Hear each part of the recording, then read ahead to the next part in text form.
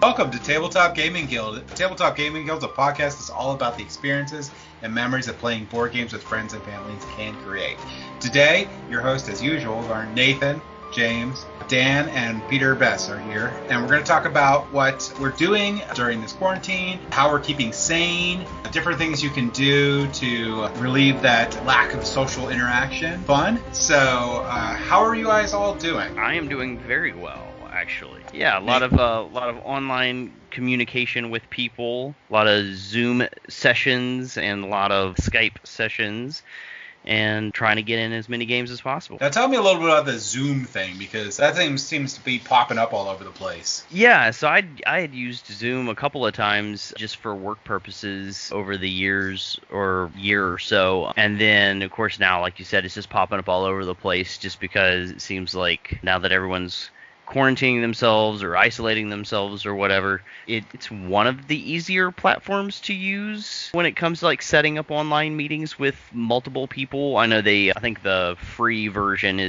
limits you down by time, but I think that they've kind of expanded the amount of time that you can use it for the free account during this crisis that we're going through. So they've extended that. So a lot of people have been using it for all sorts of different meetings, and so I have used Zoom way more often than I ever have before in the last couple weeks. So it works pretty well. I don't know that it's outstanding. It's nice though. It's got, you can share your screen display with other people so they can kind of see what you're doing if you want to share it with them. They've got that as well in like Discord and other platforms. So I'm not sure what makes Zoom stand out more, other than maybe they just have a better advertising platform than some of the other programs. So what all have you been doing there, Peter, to keep yourself sane? Keeping myself sane. I have been doing a little bit of work from home, which is good, and I've been enjoying that. I've got a special project that I'm working on for the library right now that kind of melds my love of RPGs and the library together, so I'm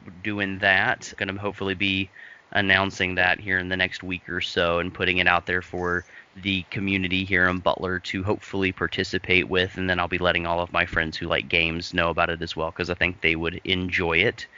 Little choose your own adventure kind of. Sounds awesome. That I am working on. So I'm looking forward to that. So that's helping keep me sane. As well as whenever it's a nice day, my wife and I are keeping our distance from other people, but we like to go out for a walk. And so that's actually been good. I've been grateful for the weather we're having now, because I can only imagine if we were having this as well as the dead of winter and you just don't want to go outside at all. That would probably be driving me more insane. So I'm glad we got the nice weather. And then I'm playing as many games as I can. Played a game yesterday with Dan on Tabletop Simulator. Played a session of Lords of Waterdeep, and I won. So that was awesome. Yes, it's even sweeter with the win. It is, for me, so rare. So that's a good segue. Dan, what have you been up to other than losing at Lords of Waterdeep? Well, I think Dan has disappeared. So for now, we'll move on to Nathan. What has Nathan been doing? Working a lot. Work's gone a little crazy. Then I get home and I kind of trying to slug out as much of this podcast as I can, get as many episodes out so, people can enjoy it their free time. But I've actually managed to get some games in, so we can talk about that.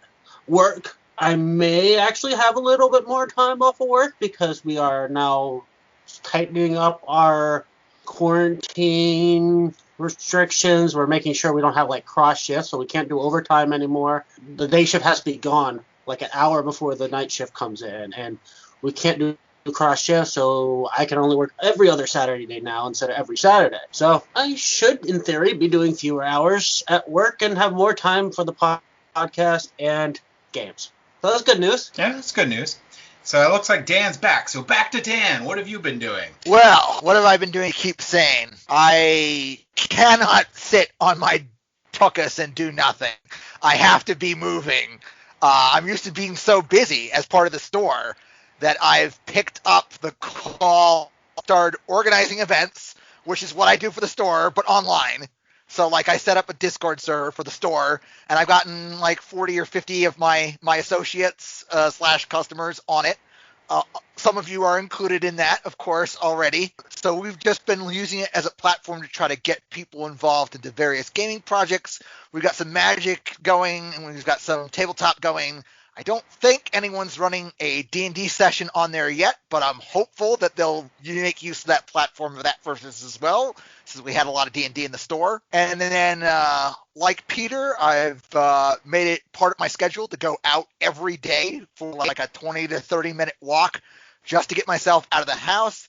You know, it gives you a different scenery, allows you to just put your mind in a different place. And that really does help a lot. Not really. The sun's bad and it burns. I like my. I have all the curtains drawn and stuff in my office, and there's no light that comes in while I'm working during the day, like it should be. No, you gotta get out. The room that I work in is the same way. The curtains are drawn during the day, and I don't get any natural light except for my walk. Strangely enough. There you go. Yeah, that's why I like Germany. You have these they call them Rolatins, but it's like basically solid blinds that you can completely 100% off all the light from outside, and it's pitch black. Oh yeah. I do like those a lot. I remember those. Yeah, the only problem is I don't wake up. Yeah. You don't know what time of day it is, or even if it is day. No, they literally do eliminate all light from outside. Period. I've never seen those. I think they were originally they were designed so like if there's a bombing raid or whatever, and they put those down, you can't see the lights from the houses. So you don't have at least like a beacon telling you where the people are living. Interesting. You bomb them. So they were really cool. A couple things I wanted to talk about. There's basically what people can do and what we're doing to just keep going. So you talked about doing some of the games online with Tabletopia. So what are your basic thoughts on Tabletopia as a platform? I think all of you have played at least one game on Tabletopia. I have. So I looked at Tabletopia. I looked at Tabletop Simulator, and I looked at the one website, Board Game Arena. So Board Game Arena looks pretty cool, and it has a good luck matching program. If you want to play board games competitively, it seems like definitely the place to hang out. The primary limitation with it right now is that the servers seem to be running close to, if not slightly over capacity, and most of those servers are located in Europe, so we sort of get the short end of the stick over here. Yeah, they were also stopping new accounts, so you have to be at certain times to register as a new account because they're having so many people register. It is nice. It doesn't have as many games, and it's completely free, which is a good part. But the games it does have are really well done, and they have the rules integrated in with the game. When you play through the game, you can't with Tabletopia, and more so with Tabletop Simulator, where it's just sort of like the Wild Wild West. You can only do certain things that follow the game. But like I said, there's very few games actually on Board Game Arena. There's a bunch, but there's not as many as Tabletopia or Tabletop Simulator. So with that said, what were your thoughts on, you said you also did Tabletopia too? Yeah, I spent a little bit of time on there. My thoughts there are, that is definitely, without a doubt, probably the most professional looking platform of the three. Everything's clean. The art is all appropriate to the game. But it's also probably the most monetized because all of the individual games require a gold account, which is a subscription service, or a silver or gold account, which is a subscription service. You have to pay a certain amount per month in order to get that access. But for that access, you get very well done, professional level board game platform. But you do have to pay for, it's just silver gets you everything. It just limits you, like how many players can join your sessions, I think. Yeah, silver gets you where you can invite people in, I believe. The free level one only allows you to certain games that were either the developer added to get people to play test or otherwise, so there's not a whole bunch. I'm pretty sure gold is everything, I think, right? Yeah, gold gold you can create sessions and you can invite people to your sessions that don't have accounts. Yeah. Silver, you can create sessions, but you can only invite people that also have an account. And then the last one, and it also has rule integration, which is not quite as much as Board Game Arena, but at least it's there, so it does prevent you from doing like crazy stuff. So the last one is Tabletop Simulator, which is, I believe, it's actually down to $10, but it's normally $20. I think it's on sale right now. That is correct. That guy, after you pay for it, you get a plethora of games that you can pick from, like an obnoxious amount. but they're all made by the community, so they can be good or they can be bad. Yeah, and they do have some that are professional put out that are not the community, but those you got to pay for on Tabletop Simulator. Makes sense. Right. So Tabletop Simulator is definitely has the widest selection, without a doubt. I poked around on Steam, and I found that there were like 14,000 plus mods, free mods available for the platform.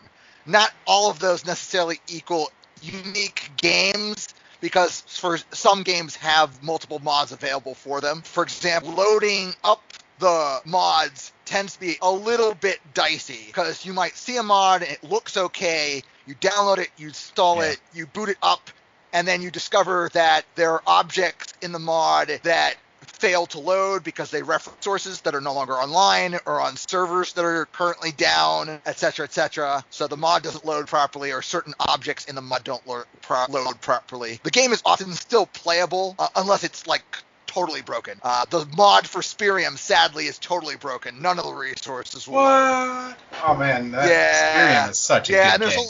And there's only one mod available for Spirium. There's not like 2 or 3 to pick from. But tons of free content. The platform is just a physics engine with specific definitions that define cards and tiles and dice and pawns and other kinds of tokens. So like there's no rule support for any of the games. You do have to know how to play them correctly. Yeah, it's a very difficult platform to learn on, I'd say. You really need somebody who can teach you the rules very well. Preferably you already have a basic grasp of the rules, because it's one part of that is not having the physical media in front of you. You're not having the cards so you can just hold them up and read them easily. You can zoom in on them, but it's still a little hard to read, because it's, for the most part, for the ones I've played, it's like images that they've scanned, so sometimes they're a little bit fuzzy. Also, as you were saying, the rules aren't baked in, so you could do a lot of things to mess up the game if you don't understand what you're doing. The plus side to it, though, is you can play a lot of these games that are difficult to find for less than $500, like Glory to Rome being one of them. Yeah, which we did do. Yeah, and I like the fact, like, I looked at the Blood Rage one, and there was over 24 of them, but they have that rating system in it that's nice. So, like, the people rate on how well it runs, so there's that, too. I like the idea of it. I like how open it is. I mean, you might always get that guy that wants to use the flicking option on your game, even though it's not like a dexterity game just to knock your pieces around. But it does give you, there's so many options for it and so many things you can do that makes it nice. I sort of like all of them, but it depends on the people I'm playing with, I guess. Yeah, I think it's important to mention here that all of the digital platforms that I have experienced have limitations compared to being at a physical game. Yeah. And part of that is what Nathan was talking about, where you have the bits in front of you and you can easily and intuitively manipulate them. Because, I mean, even for Tabletop Simulator, whose platform I did learn relatively well, it took me some number of hours to, figure out all the commands that I needed. And there were 1 or 2, like, trick commands that I had to learn along the way, like how to look at the backside of a face-down card. That's not on the help file. That's in game. You have to kind of Google that. You have to Google their detailed command list, their advanced commands. I was gonna say I didn't read anything. I got onto their YouTube page and watched their tutorial for all of the commands, which was I'm a visual learner rather than reading and learning, so that helped a lot. Although I know. I do end up doing both. But go ahead, Nathan. Yeah, I know. I almost broke our game of Glory to Rome because I accidentally picked up multiple cards at once without noticing it. Because that's a little finicky, that functionality. Yeah, and that's something that I've run into during play as well. Because when me, Pete, and a couple other people were playing Lords of Waterdeep, one player had trouble drawing hero cubes out of the center. Like they couldn't quite grab them with their mouse, so that we were pulling them out, and then once they were out of the supply, then they could grab them. So, you do run across little bugs here and there. Well, to be fair, though, it's a very, very complicated physics engine for wanting to be able to do those things and being able to have all those images and to be able to add all these things to it. So it's easy for either the physics engine to have a problem or a bug, or the person made it did something incorrectly. Or there could just be Right. like lag, or there could be Lag, lag on the line. Yeah. Resolution issues where the resolution is off from where their mouse pointer is. So when they're clicking, they're actually not clicking on what they think they are. So stuff like that. All sorts of fun things. So those are all good options too. A couple other things I was thinking about is, have you guys ever done any print and plays? I have not. Nope. Nathan's done one. He did for what was the name of that game? Yes, the Kickstarter war game. Oh man, that was a while ago. I forgot what that was called. Yeah, that one was pretty fun. It was like I forget what it was a cross of, but basically it was a small card game where you played through a theater of war that was pretty interesting with a lot of push and pull on it. It was strongly inspired by Twilight Struggle. Yes, I remember that. Okay. Hopefully Nathan will remember it and he'll just shout it out at some point, and we can get that in there. But mainly I brought this up. So what's a print and play then? So basically a print and play is going to be a hopefully officially sanctioned game that you can print out the resources yourself and basically have the entire game and play it. There's been a lot of them, and the reason I was bringing it up is because one of the articles on Board Game Geek is becoming very popular, which is they have an article on the top free print and play games with at least 50 ratings. So basically they just took a list of print and play games that are actually good, because people just do them for play testing and whatnot, and they don't even make it past that point, and just put it into this one article so you can easily find them and print them out and play them. And there's some really good ones. One is Pocket Civ, which I thought would be right up Dan's alley. And basically it's just a lightweight card-based civilization game that is a lot of fun to play. And I'll put this link in the show notes along with links to the different Discords and stuff we have going. But there's a whole bunch of games in here, and there's a lot of Civ-like games, but Pocket Civ I think was the best. There's also Sword and Sails. There's Zombie in My Pocket, which was dumb but fun. If you've got a stupid little card game, you might as well embrace the stupid part. Yeah, and some of them aren't really all just card game. Some of them have a little bit more in the assets there, and you just get like little whatever you have around the house for them. But so suggest checking that out. There's a whole bunch of them there. You might find one you like. You don't even need to print them in color. You could just use your LaserJet printer and be really cheap about it.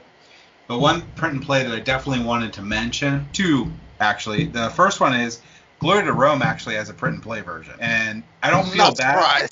Yeah, I don't feel bad printing Glory to Rome because it's probably never going to be reprinted ever again, and it's not like my copy that they make of Glory to Rome is good.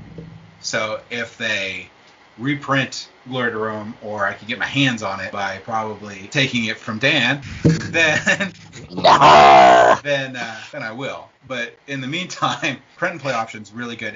It actually has, the only thing I do suggest is if you're not trying to make a as perfect as possible copy of it, the black that they use for the backs of the cards, if you print those out, is super dark. So you may want to tone that down if you print it down, or you're going to be using a lot of ink. But Glory to Rome, still haven't got to play it, but I'm going to print it out and make the pieces. Gosh darn it, I'm going to play it with someone. Another print and play that I wanted to recommend is a officially sanctioned roll and write from Stonemaier Games that Jamie Stegmaier invented during this lockdown for people to be able to play for free. And the cool thing is I think it's on his 7th version now, but you can just go to his website. I'll put the link in the show notes for that too, and download the sheet. And you have to print out one sheet per player or per time you want to play it. And you can either play it out with your dice, or you can play along with his videos that he did. And he does live ones too, so they'll actually play it along with the audience during this too. I think he might have a couple more going, so you can watch out on the website for whenever he does that on the video chats. But that one's pretty fun. It actually, each of the little sections on the roll and write is one of his games. That's pretty interesting that he pulls in the different games that he made. I like that. It's a fun idea. Yeah. Oh, it's called Rolling Realms too. So if okay. But yeah, each of his games are in there. He pulls them all in, and he has little sort of like an idea from each one in there for the how you do the roll and write for it. So and I like a lot of their games. So yeah, it's definitely something to look at. That print and play you talked about earlier, that's called Shores of Tripoli. It's not technically print and play. It was test beta that he sent to me and a few other people, and it was really it is a war game, but it's a normal war game, not a print and play. It's just temporarily for testing purposes. He was making it available to certain people as a print and play. Either way, it was really good. Yes. It was the first thing I actually printed out and got to the table. Other than that, have never really. Well, I mean, the roll and write's definitely going to make it, other than just myself, which is actually a nice one for if you don't have anyone to play with, you can play that roll and write. Yeah, if you want a war game that's relatively easy to pick up, that's largely card-based, it is inspired by Twilight Struggle, but it's not quite as intense as Twilight Struggle. It doesn't have that stress level. It's a good game for that. It was a Kickstarter, but it was made available to stores, so you may actually be able to find this in stores. Yep. So, any of you guys have any other suggestions for things to do, board games to play with friends, or easy ways to get that going? So we've done one game night with my sisters-in-law and their significant others. So we had a total of 6 of us playing, and all we did was we found a good party game, and then we jumped on a Facebook Messenger video chat, and we played the 2019 party game Just One. Okay, yeah. And that was a super simple game to do with a lot of people, because all we had to do was the one person who was trying to guess the word that round just had to leave the room so they couldn't see the video, and then we held the card up to the camera. Everybody could see what the one word was that we were going to try to get them to guess, and then everybody had to write down their clues and then submitted the clues to one either myself or my wife, because we were going to be in charge of doing those. And then when the person came back into the room, we held the clues up to the screen so the person guessing could see the clues that they had to guess the one word. Went really easily. We played for probably 45 minutes. Just had a really good time with everybody. And so something like that where it involved just one person had to own a copy of the game and you were good to go. They didn't have to have anything. They just needed to have pencils and a piece of paper to write down their clues, and that was it. Yeah, one thing really cool about Just One, if I remember, if I played that game, I believe I did. If 2 people write down the same word, those can't be shown, right? Correct. Yeah. So Yes. the person who's guessing that round, they just say a number between 1 and 5, and then that number corresponds to a word on the card, and so then that person left the room, and then I showed everybody on the camera what the word was without even saying it. I just showed it to the camera so everybody could see it, and then everybody had to write down their clue. They submitted their clues to either me or my wife, and then we looked to see if there were any duplicate clues, and if there were, they were gone. And so there were a couple rounds, I think out of the 13 rounds that we played, there were 2 rounds that there was just a single word clue for the person to try to guess the word. And in one of those, we still actually got it. So, wow. Which was pretty amazing. But yeah, so it again, the more people, the merrier. But that usually also means you're going to end up getting some duplicates. But the duplicates is fun. That's the fun part. You're like, no, I thought really hard just now about what was the one word I knew that nobody else would know, and then you knew it. We had the word cell, C-E-L-L, and out of 5 of us, 2 of us still chose the word mitosis. Wow. And so we were like, no, I was sure nobody else would use the word mitosis, but they did. So yeah, that one was fun, but it all worked out. We had a really good time. So that's another game that I would definitely recommend. Like if you have it, get your friends together on a video chat. You can totally make that work. Yeah, it is a really, really fun game too. Absolutely. Exactly. Yeah, I could imagine that there's a couple of tricks I could imagine that you could do to make this work even better for, online video chats. Like you could have 2 chat channels. One's text, and that's so basically the one's for the sharing the possible answers that, the person that's supposed to guess has to just minimize that chat, and then they come back to the main chat to actually share what the answers that were allowed to be shared. Yeah, no, absolutely. That could definitely work. And again, like you said, James, is that it's such a simple game that honestly, in how I just explained it, you could probably make your own version of this game. Just at home. Like, it's an easy at-home game. So yeah, it's definitely, you could I mean, yeah, you could definitely do it on here. You could just have a random word generator. Exactly. You just randomly you randomly generate 5 words on and then somebody says either 1 through 5, and that's the word you're trying to get. You make sure everybody else knows what the word is. You come up with your clues. You get rid of duplicate clues, and then the person tries to guess. It's a fun game. Talking about this has made me realize one other case where the current environment has created for me a situation that's more conducive to what I'm trying to do rather than less, and that's playtest something. So I've got this solo bot for Concordia that I'm working online with other people with, and because the bot is currently in flux, I need the document to determine what the bot does when we're playing the game. So it becomes easier for us to play the game online, because then I have the online platform open in one window and the bot rules open in the other window, and I can just alt-tab between them. Yeah, it's cool. Oh, the one thing we should mention, too, is you're running a board game club, Dan, and you guys are doing online games, every Sunday now, right? I'm maintaining a fairly regular schedule. Like, me and my brother are going to be online during the regular board game club.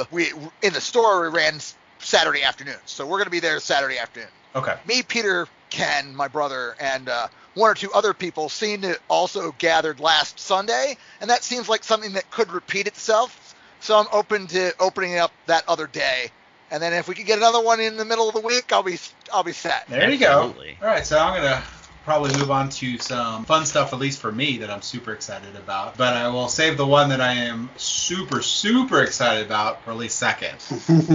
And anyone that's listening to podcasts already knows what that one is. But the first one I'm going to talk about is Frosthaven. That's a game by Isaac Childress. He did Gloomhaven, which is a giant, sprawling, 100-quest legacy game with tons of extra content. It already has its expansion for it. He has another intro-level standalone game that can be played with Gloomhaven coming out too. But he also released the sequel to Gloomhaven, Frosthaven, on Kickstarter. When this recording goes up, there'll still be plenty of time to back it. Currently, it still has 24 days to go. And any ideas of how much money it's made so far? I would say at least $1 million. Yeah. I'll go $3 million.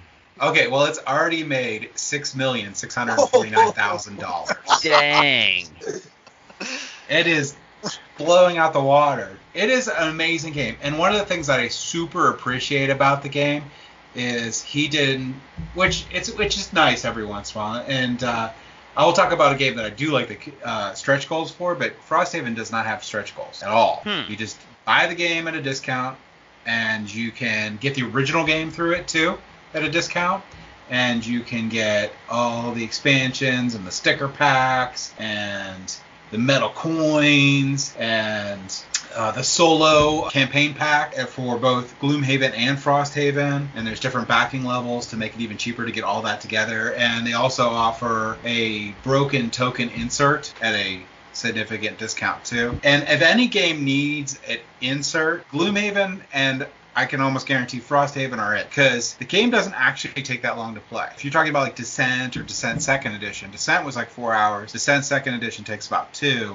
Gloomhaven, you can play a scenario in 60 minutes. But it takes about like 45 minutes to set it up, because you have to find everything, and there's a zillion pieces, and I have them all in bags, so I have 800 bags. I even wrote the names of the things on them. It still takes forever. An insert would be amazing to cut that time down. I don't have any other game in my entire collection that I say that an insert's needed, but Gloomhaven is definitely it. I know Nathan's definitely played Gloomhaven. Yes. I've played Gloomhaven. It is the only game I've actually splashed out and got an insert for. I haven't used it yet. But so I gotta test it out, see how well that works. But I definitely back Frosthaven too, with everything, including the insert at the top level. It's because this is an awesome game. This is pretty much a lifestyle game. If you buy this game just to play through it once, it's gonna take you 100 hours, and you can play through it multiple times and have things be different. Of course, that is just based on what they've said. I've heard people say about it, because obviously I don't have that much time where I could actually get all the way through a game. I am about 20 hours into Gloomhaven, and I don't think I'm very close to finishing it out. I think I still have a long ways left. Yeah, that's what makes the game awesome. Although I will say that I play a lot of Descent and a lot of Descent Second Edition, and with all the expansions I got I have everything Descent Second Edition. I have probably 75% of Descent. I have yet to finish all of anything on it. I've finished the base campaign in Descent, and that's it. The expansions, I've barely scratched them. There's a lot to those, and then Gloomhaven's the same way. I've been playing with my daughters, and we're probably like 5 hours in, which is 5 games. Which, if you're talking about a normal game, that's good. Mm-hmm. But I got 95 more games to go.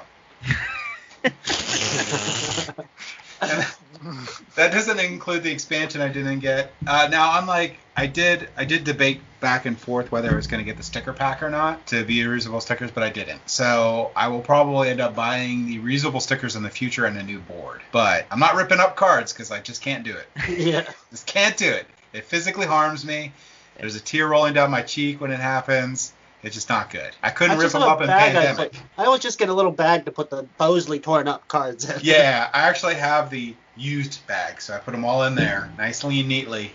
I don't know, man. I ripped mine up. I know. Ripped them up. Stop, Ripped them up, threw them in the trash. Stop. You're a monster. I wouldn't even. Monster. My friends were like, I want to at least see what it is. I was like, no, you can't see what it is. It never existed. It gets ripped up. Ripped it up, threw it away right there in the trash. Light it on fire. It's the whole point, man. It's the point of the Legacy game. It's gone. Yeah. Oh, man. It just hurts too much. I cannot cross the line to physically destroy components either, but I kind of appreciate Pete. Yeah. Yeah. Paradigm. I don't even know what to call it. It's commitment. It's commitment to the genre of the game. Yeah, Nat can't do it. But I'm very happy. He's a good guy. I don't know him personally. I just know him from talking as a designer and stuff. And I'm really happy he's making a lot of money on that. And it's barely through, so it's awesome. Yeah, that's fantastic. I do also like a lot the thing that Jim pointed out to me earlier, where you can back it at a $1 thing for the pledge manager. You don't have the money to buy it right now, but may want to in the future if you have the money then. And he's keeping that pledge manager opening for a long time, so you can back well in the future. Yeah, so if you put it's already going up while I'm looking at it. This is amazing. It just went up $4,000 while we were sitting here.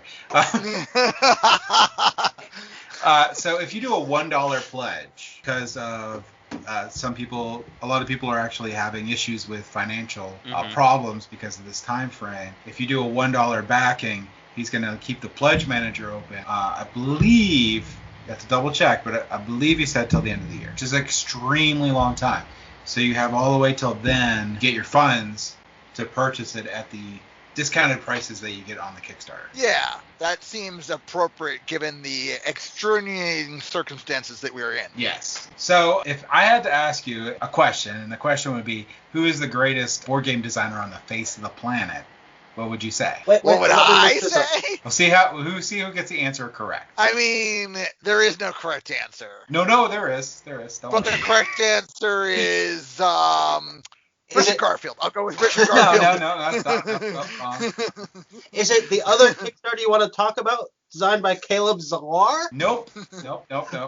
The greatest designer on the face of the planet is Eric M. Lang, who made Blood Rage, Rising Sun, and now Ankh, Gods of Egypt, is coming to Kickstarter on April 14th. What? Moonshine Empire is not the one you want to talk about? No, Moonshine Empire is really cool. I am very excited. They did really well on their Kickstarter too. So I'm really glad that they got that going and they got off the ground for that. They've been developing it for a long time. They've been taking feedback from everybody, and the game design has really, really got good.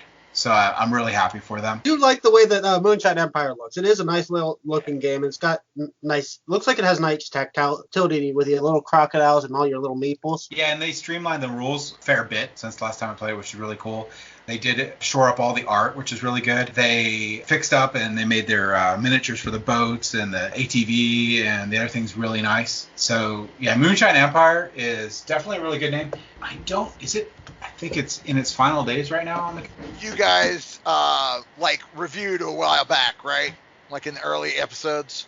Jim did. Yeah, I got a review very okay, that's what I thought. And, We played through it. They definitely made their stretch goal. The game is, it's a really good tight game. It's like a pick up and style delivery, but you could be like sort of like Wasteland Express sort of style, where you just like sort of just rob people trying to deliver it. It's a really good game. I like it a lot. But back to Onk. Oh, well, since we're done talking about Kickstarters, let's move on to games we play. No, wait. No. I got one game that I'll mention in passing as a game yet to release. I don't think it's even on Kickstarter at this point in time. And then we can go to your Kickstarter game. Your meaningless Kickstarter game. Oh my god. So this is the only game that I have got my eye on that has yet to be produced. So as soon as this game gets announced or put on Kickstarter, I may back it immediately, or I may put in the $1 to keep an eye on it and follow the campaign and then jump on later. But the game is called Ardea, The Paths Dare Tread. And the reason I'm interested in this game is the designer. The designer is Cody Miller, the guy who did Shia, Legend of the Drift System. Ooh. Right? Not as good as Onk. So this is This is a campaign-based cooperative fantasy role-playing board game with elements of exploration, progression, combat, and actual role playing. It's not ROLL playing. It's ROLE playing. So now I want to know more. Yeah, it doesn't tell Dan, but it looks really, really good, and I've heard about it. Game's still in development. The designer's still working on it, some of the system. But, like, it's got an entry on BGG, so, like, it's official. It's going to come sooner or later. We just don't know when. What's the name again? So, it's going to be Ardea, The Paths We Dare Tread. And it's cool that it says it's going to be an open-world, campaign-based, cooperative fantasy role-playing game. Yep. And this is not my style of game, to be perfectly honest. The campaign-style games that I have tried, I haven't liked that much. But this designer is going to convince me halfway. So depending upon what the project looks like when we know more about the project, I may be on board. Yeah, I think it's definitely worth looking at. It looks really good. I'm wondering how they're going to do their open-world thing. I thought Gloomhaven was pretty open-world, where you get to pick for the most part, where you get to go, or with some branch. It's pretty cool. It's going to be hard to... I don't know how they're going to balance it. Yeah, so I'm interested in that. I think it's Ardea. Yeah, that sounds more correct than what I said. We'll go with that. It's definitely more correct than what I said. So we're going to say it's Ardea, The Paths We Dare Tread. And I like this, actually, too. Here it says, take on the role of a wide cast of characters as you encounter them through your journeys. Step into the shoes of a disgruntled shop owner, a sniveling brat, a poorly dressed bandit leader. Those are definitely interesting people to be playing. Oh, it's gonna be a legacy game too. Yeah, it is going to be a legacy game. They're trying to design it green so that you can completely reset it after the legacy portion is done. It'll be interesting, though. Then it wouldn't be considered legacy at that point if you can reset it. I don't know. I mean, people are pretty fickle on what they decide what legacy is, where it has to be unrepairable changes. We'll see. I mean, yeah, Descent is campaign driven without being legacy per se. Mm-hmm. But now that we've seen like really good legacy games on the market, he's probably going to take some of those concepts and implement them in such a way that they can be reversed. So probably no sticker sheets, no tearing up cards or burning them, Peter. Sorry. Well, just take all the fun out of it, whatever. But maybe you take cards and you put them in an exile zone where you can't access them until the campaign's over. Like archive stuff. Descent in 2nd edition tried to do that a little bit, where you had branching paths, and when you're going through the campaign, you can't do certain missions at all based on the decisions you make. So it could be something similar to that. Hopefully it's a little more complicated, where you're talking about like, you burn through cards or whatever. I'm not clear on what, because it's just the Board Game Geek posting. Not clear on what the actual play mechanisms are on it, so I'm not sure if it's going to be card-based or rolling-based or what. It does have adventure, dice, exploration, fantasy as category, but that doesn't. And mechanisms are cooperative game, dice rolling, module board, and role-playing. But those people could have just added those. It's not released or anything, so who knows? Well, that is definitely a good one to bring up. For Peter, if he misses the element of destruction in this game, he can have my game of Battle of the Sexes. He can destroy anything in that game. I might take you up on it. I have Uncle Wiggly too. You can do that. You can destroy that one too. This now has to happen. Nathan, ship the game to Butler, and we'll film a video of us ritually burning it. How about that? Or we can office space it and just go out with a bat.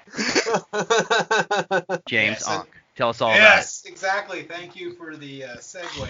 So Blood Rage I loved. It was a super streamlined sort of area control game. But anyway, its main mechanism was drafting. And in Blood Rage, as much as I love it, some of the things broke apart a little bit with the drafting. It's still a really, really good game. It's one of my favorite games ever. The little parts that don't match up quite well, because you can, if you don't hate draft it in Blood Rage, you can give someone a win, which isn't necessarily bad. It's just Blood Rage is a very mean game if everyone knows how they're playing, and it's hard to dial it down when you're playing with other players.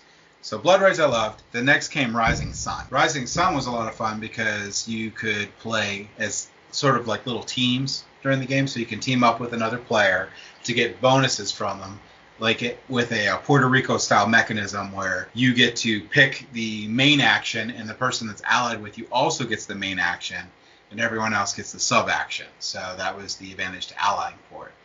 The problem I found with Rising Sun was that every season you had a ton of cards you could purchase, and all those cards give you new abilities. So with Rising Sun, the issue came where it became very difficult, especially after the first round, to actually tell what anyone else could do in the entire game, or even yourself, because you had so many abilities available to you. It was just way too much information. It actually played very longer than it should have. But overall, I still love that game. When I'm getting to Ankh, is Ankh supposed to be a super streamlined version of this trilogy of games. And in Ankh, instead of getting the gods, you play as gods, so that you get to move around monsters and stuff like that. And they have a really cool mechanism where the two people in last place become one player. So at a certain point in the game, two people, where you're fighting 4 or 5 people, 2 of them will become one opponent, and they'll win or lose together.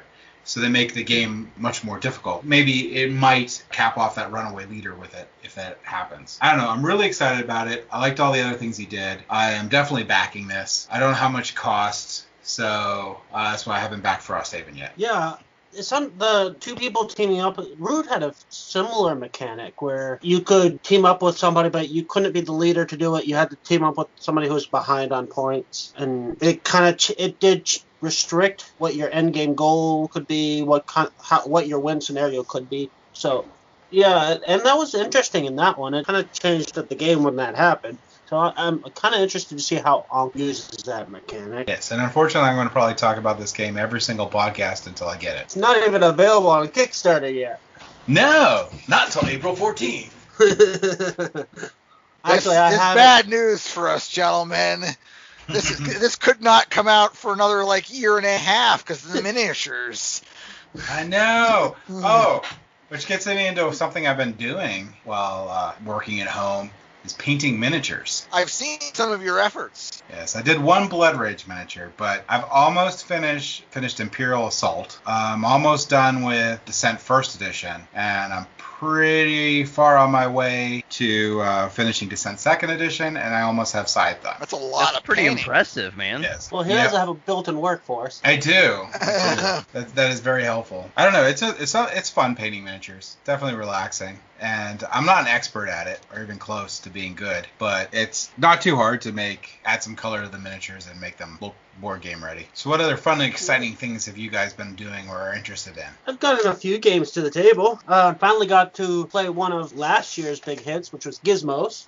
If you don't know, Gizmos is a simple engine building game where the main gimmick for it is you have basically a marble dispenser. So you have this big tray in the middle that has a tunnel going down and out, so it'll at all times have 6 marbles that are available, so you pick one, it slides down. So that's kind of nice. It's not terribly important to the gameplay. It makes it a little simpler, but it's nice. Basically, the marbles count as energy that you can spend to build your different gizmos, and the layout for how you get your gizmos is like Splendor, where you have, I shouldn't really compare it to Spender, because Spender's whatever. A lot of people love Splendor, but it gets old quick. Anyways, the layout is you have the the basic gizmos, and then that are cheap to build, and then you got the more expensive ones, and you got the really nice ones that if you get enough of those really nice ones, that's one of the ways you can end the game. But I do like the engine building element of this, where you have different functions, and when you trigger a function, it triggers all the cards that are related to that function, and it can chain. You can trigger other cards because you triggered that first card. And it's kind of, if you can really get a nice thing where you're chaining multiple cards one after the other and getting a lot of actions in a single turn. So it's very satisfying engine building, but it is a simple game, so the replay value is not massive. It's not bad, but it's not massive.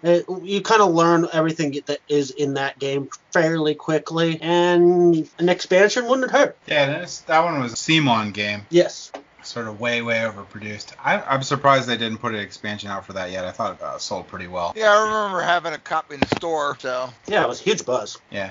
One thing I did want to mention is there's going to be a really cool event coming up that we're going to try to do online, which is going to be Butler Library Game Day event. Mm-hmm. Yeah. And since that'll be online, that's open up to everyone, so you don't have to be geographically bound to the Butler area where you can actually show up for it. Yeah, I'm hoping to meet a whole lot of new people that way. Should be good. Yeah, good. Me too. Put a link to the Discord chat that we'll be using to run the game day. For the RPGs, they'll be using the video chat feature on Discord, and I downloaded a program called Dice Maiden so people could roll on it. I'm really excited about that. I'm not sure how well we'll do with the board games per se, but I'm going to give it a good try. I got a couple ideas that I can work, so if we can't play super complicated games, or not everyone has Tabletop Simulator, so we get groups over there, but we have a lot of people that don't. I could do something like Wits and Wagers live.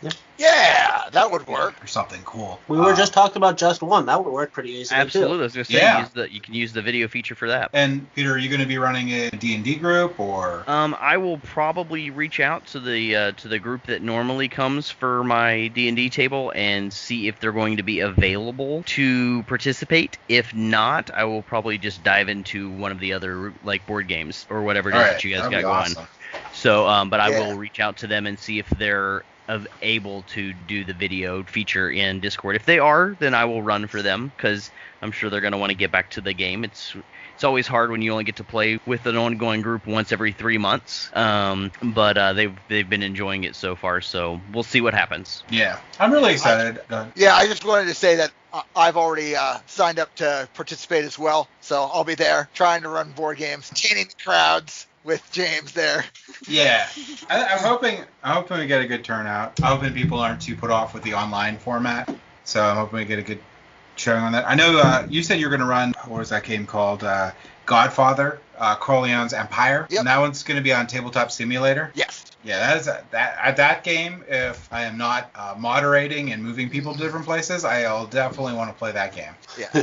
I mean, I think it's a good one because it's relatively simple. It's just worker placement with a bit of area control mixed in. Recipe fulfillment is there because there's mission cards to complete, and that encapsulates the entire game there. So awesome game, easy to teach. Who designed it? I think it was somebody. I won't say. Yeah.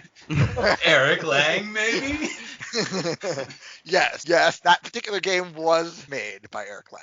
Yeah, and we also have at least one person that was interested in running a D&D session too, other than Peter, and we might have Casey do it too. And they're fantastic. Open, so. One of my friends is planning on running a D&D, and if there's a lot of people, I'll try to run a board game. We'll see. I kind of want to join her game session, but yeah, I really want to make sure that a lot of people are having fun and as many people are able to join games as possible. So if needed, I'll run a game on my own. I got a few ideas, but nothing solid yet. And she has a pretty cool idea, so I think a lot of people are going to have fun with her D&D session. So it looks pretty good. I think it'll be. She's a big critter like me, so she's nice. into Critical Role. That's what that means. If you don't know. Yeah. So that looks like a lot of fun. I'm looking forward to the event. It's going to be nice. I was really sad when it originally got canceled because it's one of the highlighted events for me. Yeah, it's a lot of fun every 3 months. I really look forward to it. So a lot of things that I was sad about getting canceled, and that was definitely one of them. So not totally canceled. We're going to do it. Right. So we brought it back online. It's going to be awesome. It's going to be great. It is. And now I can participate. Yes, and now you can, and anyone can. So I'm hoping hoping we get a lot of participation. So, and even if we don't, it'll still be fun. That's right. One thing I'm not sad about is that I don't have to return my library books. So here's the question. What books do you have sitting at your house? Okay. I need to finish my Robert Jordan. Oh, uh-huh. Which one are you on right now? Book 6. Book 6. All right. You're only halfway through then. Yeah, I'm only halfway through. And I still think 4 is my favorite book. So we'll see. Okay. It's been a Peter, while were since I you read at- them. So, Peter, were you asking so you can keep a log in your head what he has to return when this is all That's over? right. I want to make sure it comes back. You owe $800. I'm like, I don't know what you're talking about. No, I definitely have a slew of library books at my house too. So. Yeah. And I need that extra time for it too, so it's good. I am sad that I can't check out the next book. Ah, yes. But, you know, everything will get back to normal soon enough. Here's a question. Anybody have a game that they've purchased, but it hasn't been able to be delivered to them yet? Oh, Nathan's the perfect one for that. All right, I'm going to go to sleep, and Nathan's going to all the games that he's purchased. That hasn't been delivered. I have not purchased as much this year. I do have some Kickstarters that have been waiting on, some of them up to 3 years now, All right. that keep getting delayed, but I don't really want to get that too much. That's just frustrating. So is there Okay. 10 games you're waiting for or more? Oh, there are more.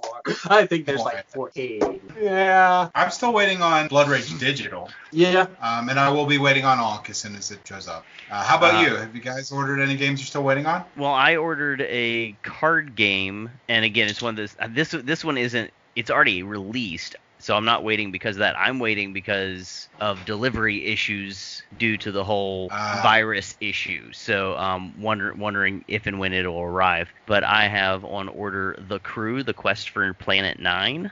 Ooh. That's going to be, you're going to like that game. Which I have heard really good things about, and I enjoy a game that I can play 2-player, but it goes up to 5, and it just seems like a really interesting, again, you guys know me, I like cooperative games, and I've not played a ton of trick-taking games, but give me a trick-taking game that is cooperative as well, and also sounds moderately difficult as you progress through the different quests, and apparently there's like 50 different quests in this game. Yep. And I really liked the description of the silent communication system that they kind of come up with, because you're not allowed to tell each other what you have, but you can try to, using portions of the game, indicate what it is, and so as long as everybody understands that language of communication there, you know, try to explain to each other what you want them to do. Sounds like a lot of fun. So I'm looking forward to getting that one. But it's one that, like, I'll get it, and when it gets here, me and my wife will get to play it. And so I only get the 2-player version, and then once this whole virus thing is done, I'll get a group together and we can play up to 5. It'll be fun. I heard that it's really, really good 2-player also. Is it? Okay, good. Yeah, so hopefully you can play through all 50 and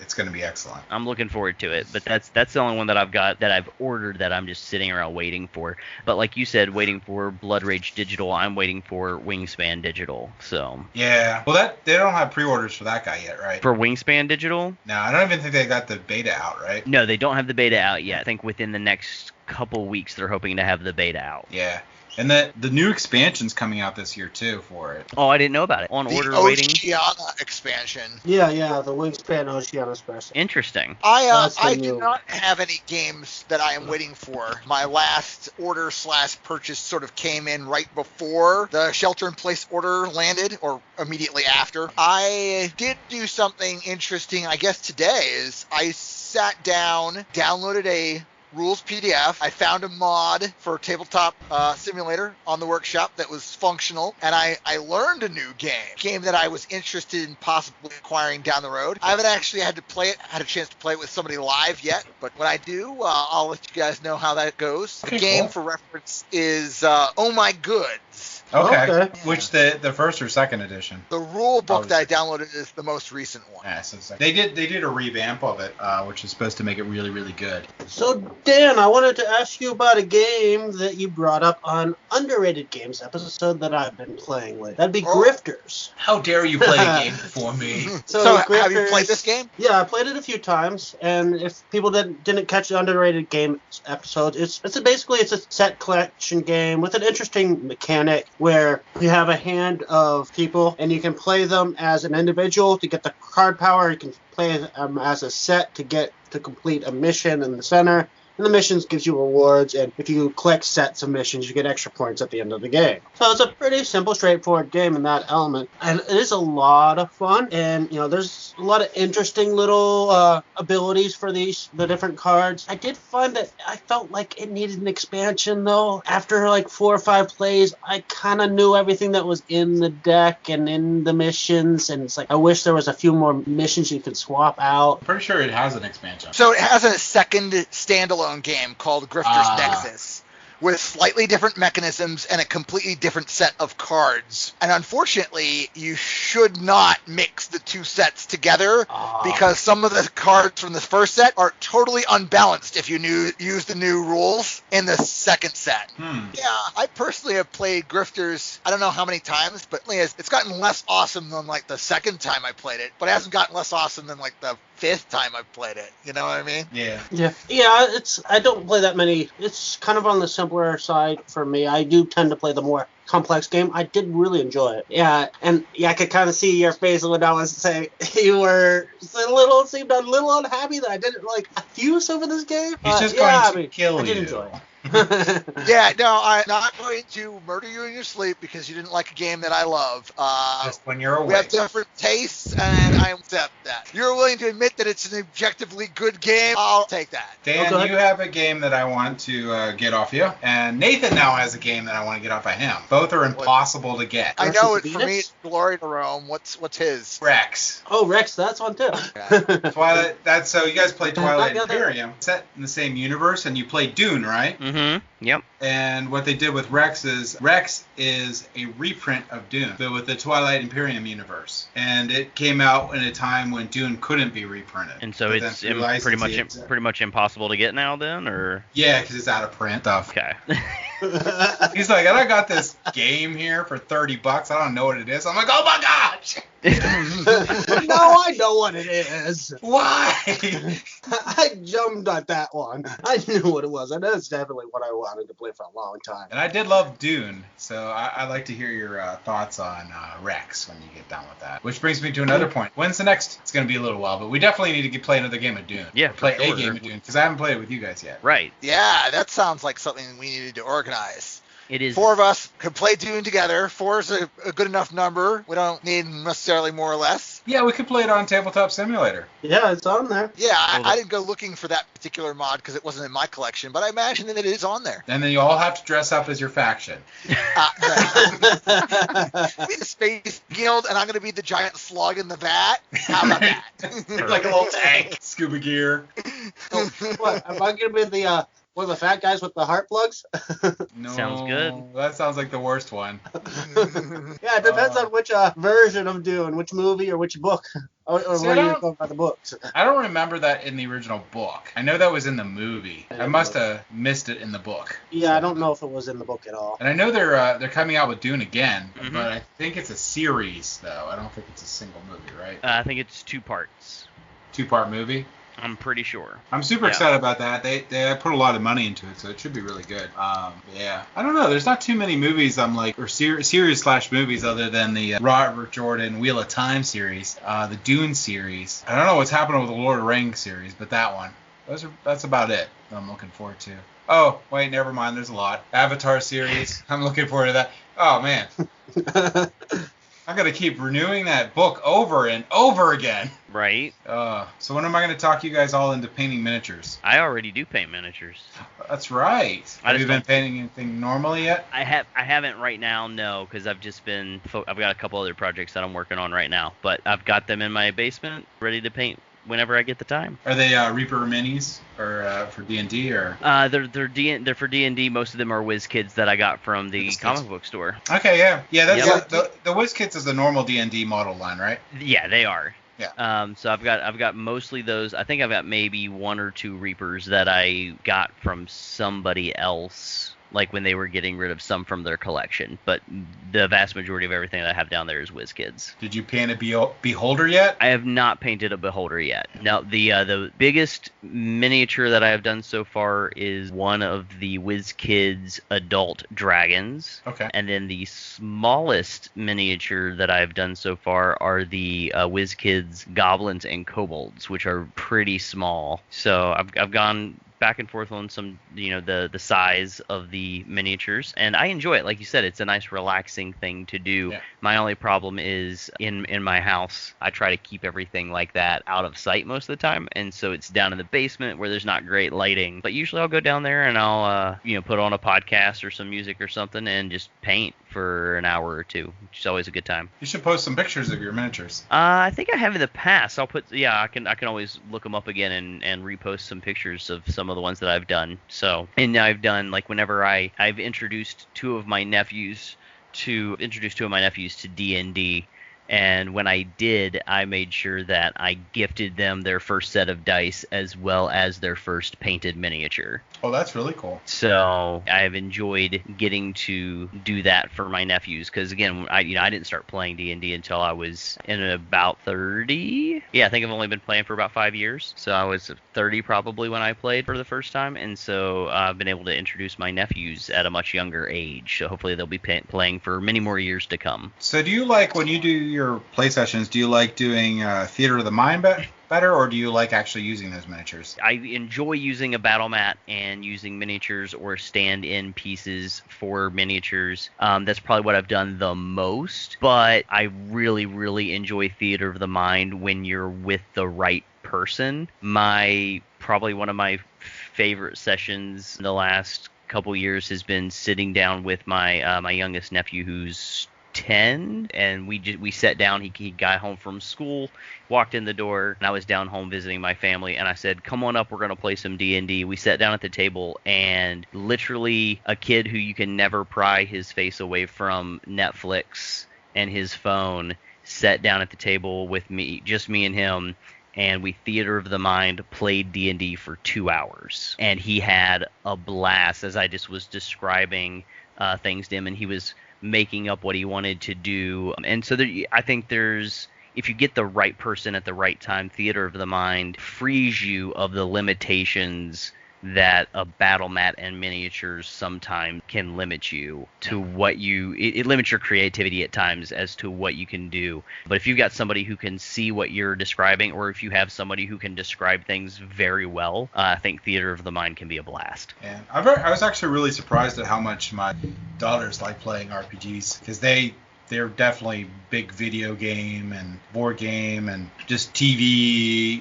and it's just amazing how engaging that can be. Yep, absolutely. I find that most people, when you sit down and you get them going, enjoy the aspect of coming up with a character and getting to be a hero, and like I said, again, not being limited by the boundaries of a video game or a battle mat, and just being able to have really what culminates in pretty much just a discussion with another person. You're just talking back and forth and building a story off of each other, and it is a lot of fun. Yeah. And one day I will get you to sit down and we'll play. Yeah, I played a couple of the Pathfinder, but I've never played 5th Ed.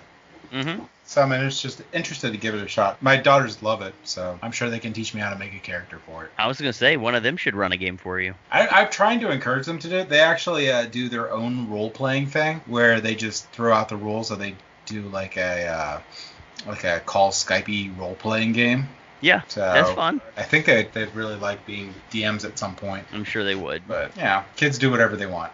I can only guide them.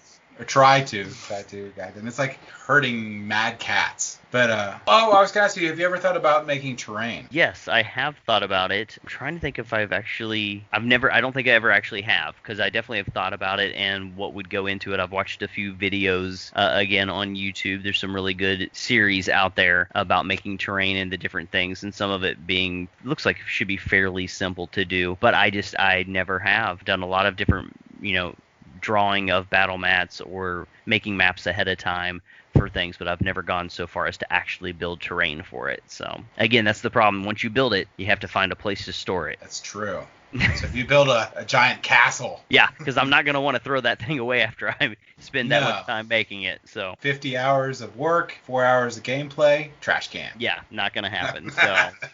But it's legacy. Oh, no. I'm going to reuse that crap. I'm going to reuse it again and again and again. What, you don't want to play at the castle again? I'm sorry. I've got a castle. We're going to play there. This castle that I have fashioned will now be every single castle my players will ever visit for the next 5 years. That's right. And it's going to show up every session. Oh, look, it's Castle Anthrax. Again? I totally do that, too. I saw a video where they made the Death Star trench, and I was thinking about doing that Star Wars X-Wing. Mm-hmm. But I knew as soon as I made that, the only thing I'd ever let anyone ever play was the Death Star trench. Because I've spent 8 billion hours making it. So I'm like, you know what, we're going to play the Death Star trench. Yep. Yeah. I've noticed a new trend in a lot of podcasts lately. Thought it was interesting. There's a lot of people playing old choose-your-own-adventure books. They're just going through and reading them out and then letting like the audience or chat decide where they go. So I thought that was an interesting trend. Choose-your-own-adventure games have been starting to be published again. Yes, true. they have for sure. And I loved them when I was a kid. I played tons of choose-your-own-adventures and cheated a lot. I seem to recall flipping back and forth through the Yeah. pages of one more than once back in my youth as well. Yeah. Yeah, keeping the thumb in that last page. Yeah. Well, some of them they just got lazy because they're like, you could take the right path or the left, or the right path or the left path. You're like, oh, I don't know. There's no reason to take either one or the other. I'll take the left. You die. Okay. Not fair. You didn't give me any clues of which path to take. Right. Yeah, some of them could be really frustrating. They put you in a loop after loop after loop, or they just kill you off constantly. But some of them are pretty well done. Yeah, the best ones get you built a character at the beginning and did a stat sheet and everything, and you rolled dice, which were always D6 because it's the 96 had. Which is really like, if you ever play the Legends of Dragonholt, that game is phenomenal because that is like as close to a real RPG a choose your own adventure can be. It can't be any. Without a DM, yeah. Without a DM, it is as close as possible to being a full-blown RPG in a choose your own adventure. It is amazing. And I think you can still borrow it from the Butler library. Yes, you can. So. Once we open again. Once you open it. Have you played that game? Curses! I have not played it yet. It. So Dan has not played it. Nathan's played it. Peter has not played it yet. Correct. Gotta play that game. You're gonna love it. You should sneak into the library. You got keys. I do got keys. You do got keys. I've not played it, but I can tell you that it gets borrowed frequently from the library.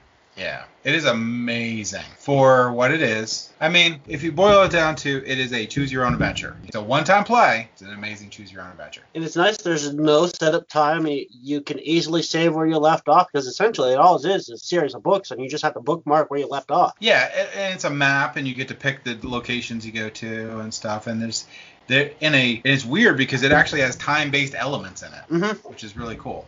I think you would really, really like it. I'm sure I will. I mean, it looks really good. I just haven't had a chance to play it yet, but I'm gonna get around to it for sure. Got them keys. Yeah, it definitely has some elements of things that you do early do impact what you do later on. So what you read, which pages you read can change if you have a certain object or not, that kind of stuff. Yep. Is it good? I mean, I know it's 1 to 6 player. Is there like a sweet spot? 1 player. Really? Yeah. It is a 100% solo game, regardless of whatever it says. There's 0 points to having other players. Okay, interesting. Now it'll work, but it's really a 1-player game. Okay, well, now that I know that, I'll definitely be grabbing it, and I'll just bring it home and sit down one day on a day off and play. It may work well if you have like a kid that you like reading to and they enjoy hearing you read to them, but that's really all it is you're just reading the entire time. And if you play it 1 player, the game adjusts really well for 1 player. If you play 2 or 3 players, the problem is there's some situations where you really need to have certain characteristics or stats, and if the other players didn't get them, it makes the game very hard. But in 1 player, you get a well-rounded character. But you can always have the player play as more than 1 character too. Sure, you can. There's no point in the 1-player one though. I mean, you'll see. It's really good. I thought they were supposed to come out with an expansion or a sequel to it, but it never happened. Maybe not. Okay. I thought they said they were getting good sales for that too. I was just say it's only been out for 3 years. So, is it unheard of for a game that's 3 years old if it's going to get an expansion? Like, should it be sooner than that? Yeah, normally expansions come out with under a year of the game coming out. Okay. It's popular. You're talking about like modern hobby board games. Yeah. Most all of them get under a year. It's not unheard of for a game to get expansion later, but yeah, usually the arc is a game releases, it's super hot, so they ride the hot wave by releasing more content sooner rather than later. Okay. Right, and this one's an atypical one because a lot of times if a game isn't going to get an expansion, it goes out of print because the company prints the game, it does mediocre, and they just let it go. So the game's no longer in print. But this thing looks like it's still in print. So it's odd for something to be continually in print and not have any like additional support, I guess you would say. Right. But I mean, there's other examples of games that have been in print forever that'll never get an expansion. Right. Some games don't need an expansion. Yeah. Some games don't want an expansion. This game is definitely a 100% a one playthrough. So without expansions or without it, it's just done. It's interesting if it's just a single time playthrough. Yeah, why you would hope if it was well enough received that you'd get another game to build off of it. Or even if you didn't build off the current character you have, another one. Just keep you going. But nah. Yeah, it would be hard to build off the existing character because there is multiple endings for this game, and I think most people aren't exactly going to remember how their character ended up after 2 years, if they played it 2 years ago. That didn't stop the video game industry. True. They don't care about how you ended the game. They just like poured over your stats and they picked which ending you had and went with it. Yeah, they had a canonical ending, not necessarily the one that you ended up with. Yeah, was pretty common. Did have one more new to me game that we might want to talk about. Euphoria.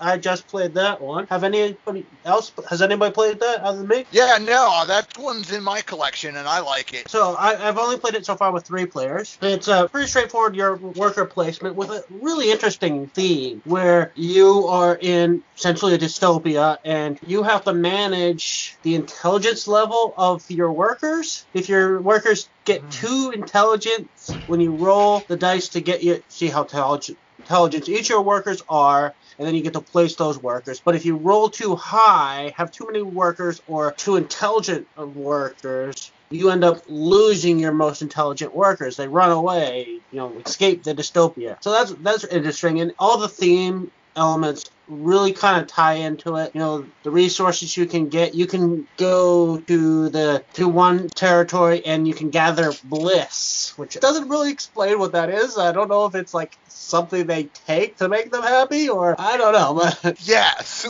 So basically, this is a board game about working for a corporation. This one's been in my collection for a while, and I do like it a lot. Some of it is that theme. Part of the game is that you're building these markets, and these markets are represented by tiles. So when you build them, these tiles flip over and they become new action spots that you can go to. And the names of some of these buildings are amazing. It's the Institute of Mandatory Equality, and it's a picture of a schoolhouse. Right?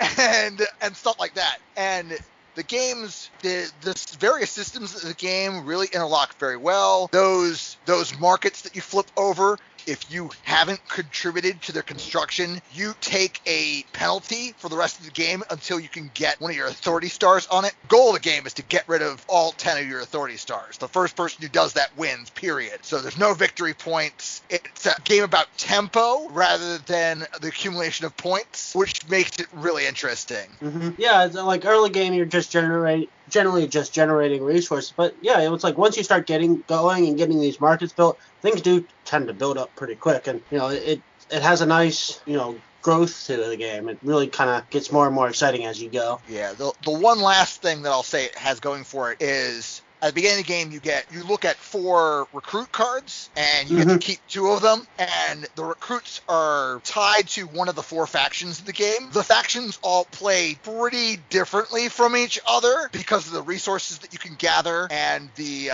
leans you into certain strategies. Yeah. So, like, if you're the people under the ground, you're collecting water. Water is one of the 2 resources that can net you more workers, so you've automatically gotten out for more workers if you're down there rather than in the 2 people that don't generate one of the 2 resources that make more workers. And then as you play the game, you're going up these tracks, and if you've got an active recruit that belongs to one of the factions, you're getting additional bonuses. One complaint I did have about the game is, since I played it with 3 players, there's the possibility if you early game decide you want to keep your recruits that focus on one faction and nobody else is using that faction, you don't really get too many of the benefits. When you place workers, there's certain spaces where you can, if people go there, they bump you get your worker back without having to take an action to take your workers back. You lose out on that, whereas I don't think that would have happened if you have 4, 5, 6 players. So I think it does suffer a little bit as a 3-player game because of that. Did you find that as well? I've mostly played it at 2 with just my brother, and there are those games where we don't bump each other a lot because we're just on completely different strategies, but the option to bump your own worker is still there and is very relevant. That's true. I definitely want to play this with more players and see how that plays. I think it feels like it'll be a lot stronger with more players. Yeah, I've said I only played it with 2, but I would absolutely be willing to give this a shot at 3 or 4 and play up to 6. But if you tell me we're going to play a 5-color game, I'm going to pause a minute and think about whether or not I really want to do that, just because 5's a lot of people to have at one table. Have you guys played with the expansion yet at all? No. Yeah, I don't own the expansion yet either, but it looks like it adds some pretty interesting stuff to the game. I think Euphoria is either one of the first or very close to the first Stonemaier game, too.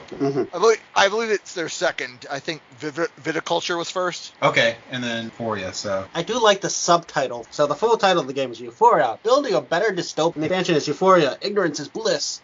Yeah, I was going to say, I think the expansion's a little cheeky, too. This definitely is a game up on my list I want to play. I want to play Viticulture again, too. I only got to play it once. Yeah, you got to visit here more often. You can play it. That's true. No, if I visit there, I won't be playing Viticulture. There's too many other things. Viticulture's on my list, too, as something I want to check out sooner or later. I thought it was a really solid game. I'm wondering if the randomness of, like, the visitors and stuff, or at least we had visitors in the version we were playing, and the different contracts you fulfill to ship out can cause an issue during the game. But I haven't played it enough to find out. I just thought it was really fun when I played it. And I really like that El Grande worker idea. I was surprised more worker placement games don't do that. So, Peter, if you don't know what that is like, in Lords of Waterdeep where you can go in a spot and no one else can go there.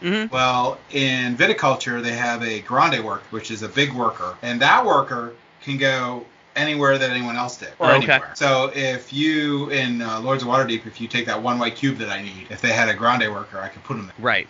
And you only have one Grande worker, so it's like this one special action that you can take where if you really desperately needed a specific action, you can still take that, but you make sure that is really the one you want to take with that Grande worker. That's neat how he gets the new concepts for the worker placement games, too. Yeah, I didn't find any issues with the visitors being too random, but I don't play my games as frequently as you often do. I've probably played Viticulture maybe 10, 11 times. Oh, that's pretty good. It's a decent number of plays, and I haven't had an issue. I can tell you this, if you ever play Castles of Burgundy with me, you will lose. Well, it's been a while since I played that. That or Agricola.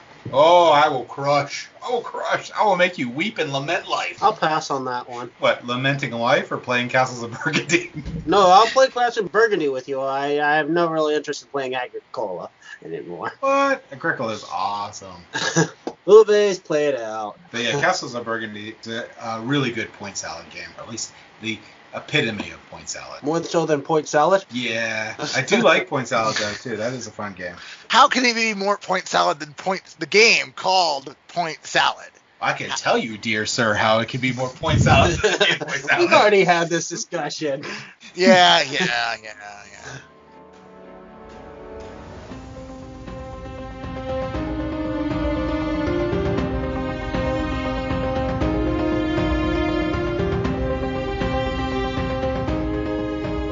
Thank you for listening. If you have any feedback for us, feel free to visit us on Facebook, Instagram, Twitter, or Board Game Geek Guild 2989, or our website at tabletopgamingguild.com.